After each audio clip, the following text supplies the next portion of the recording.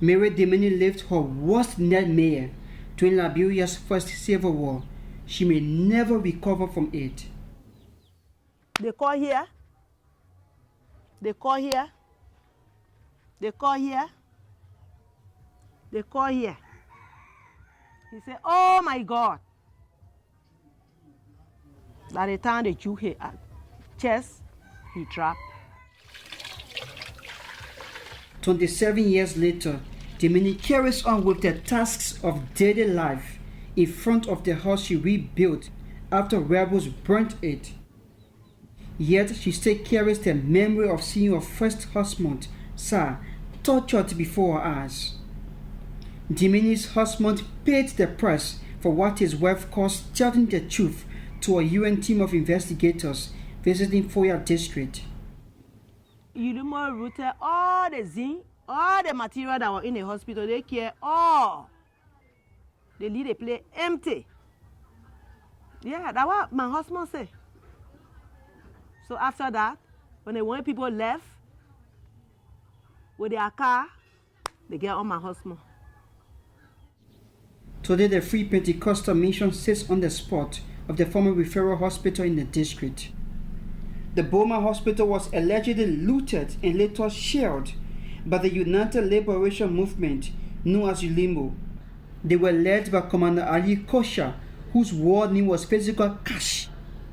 He was notorious for looting anything that could be sold for cold, hard cash. Foya residents remember a man driven by hunger for money and power and an appetite for killing. They recall that Kosiah and his troops had no mercy for those who betrayed them and exposed their looting, like Dimini's husband.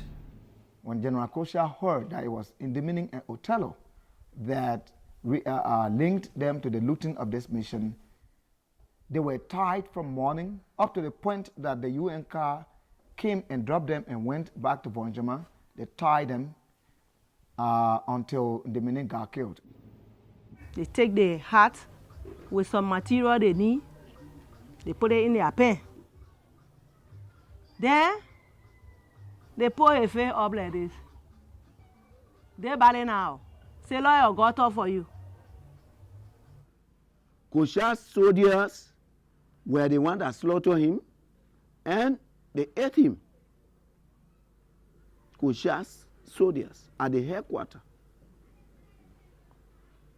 He was the only man that was bold to say that ULIMO were the one that rooted that place. And that for that, he was killed and he was eaten by Kosiah's soldiers. Godfrey Taker was forced to work as assistant mayor of Foya City under ULIMO. He recalls how he and his boss, the mayor Eric Ponke, were forced to drink alcohol and then locked up in the trunk of a car.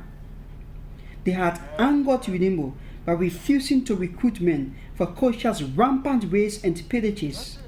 Taker claims looting was among the top crimes ULIMO committed under Kosiah's watch. Throwing loads, carrying it to the border by force, whether you like it or not, is not willingness. They will owe you when the man need 10 manpowers.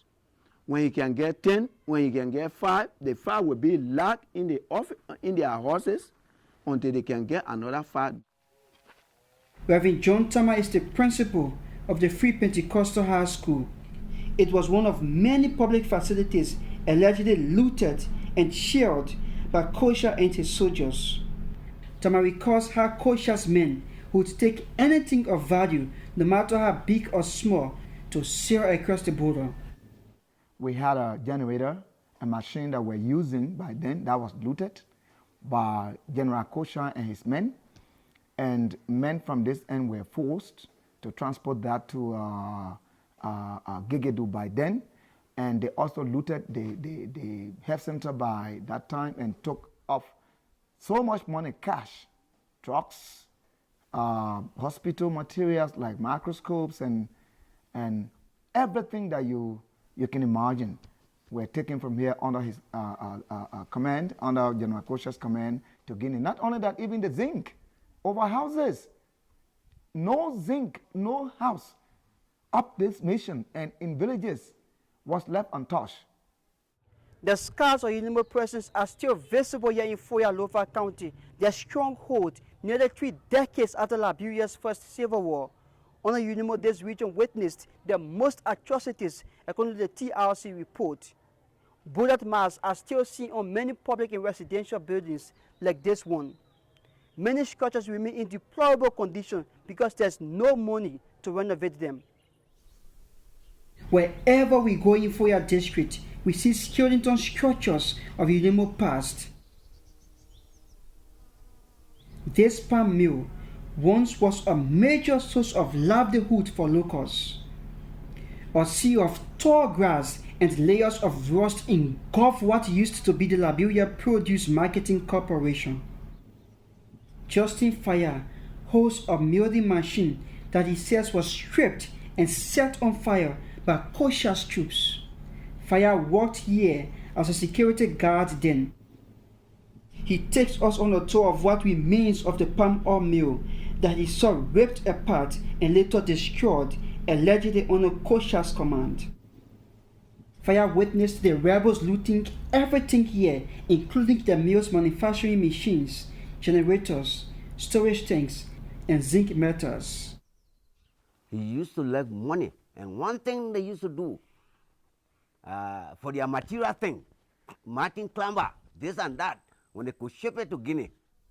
Fire recalls that the mill was once called Little America by locals for its beautiful setting and nighttime lights, but it became a hell on earth for workers. General Kosiah used to have a team.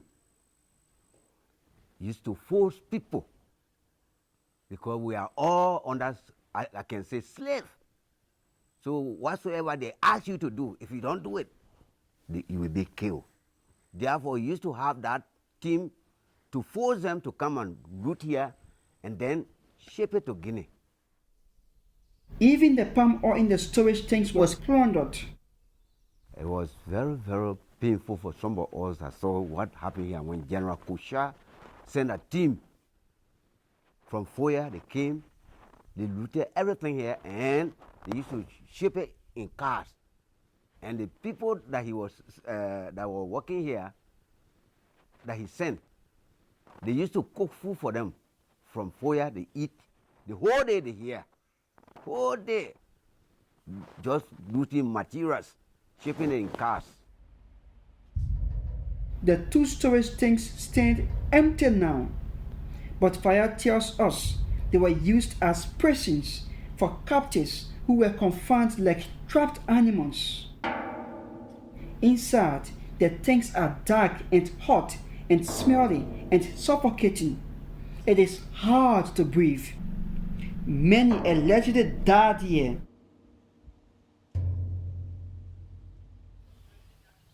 The only power grid also allegedly fell to Kosiah, leaving Foya in darkness with no electricity. Abu Johnson was only 8 when ULIMO captured Foya from Charles Taylor's NPFL, the National Patriotic Front of Liberia, in June 1993.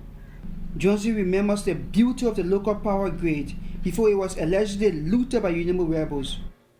But this machine, it was a very powerful machine. As you see it, you can even see the structure. They have some cover material, just like during the war, it was actually the demonstration of the war makes most of the materials that are used to be there. They are not there now. Yeah, they have taken some parts. We had a generator, a machine that we're using by then that was looted by General Kosiah and his men. And men from this end were forced to transport that to Gegedu by. An empty frame of the machine still stands today, another skeleton of the past. Broken glass from blown out windows is still scattered on the ground. For war crimes allegedly committed during the First Liberian Civil War, Kosiah goes on trial in Switzerland. We need justice. If you wrong or you do bad thing, when the people say that you do it, then you may kill somebody for that. Let the old who that killed my husband, because my husband talk the truth. let it be killed too. Kosiah should receive the same punishment that he gave to our people by slaughtering our people. He should be killed, not forgiven. Kosiah's alleged widespread looting combined with the violence in which it was done could be a key argument for Swiss prosecutors to secure a conviction. For survivors in Foya, this will bring some justice for all that was lost. This report was produced by Power TV in collaboration with New Narratives as part of its West Africa Justice Reporting Project. I'm Anthony Stevens reporting.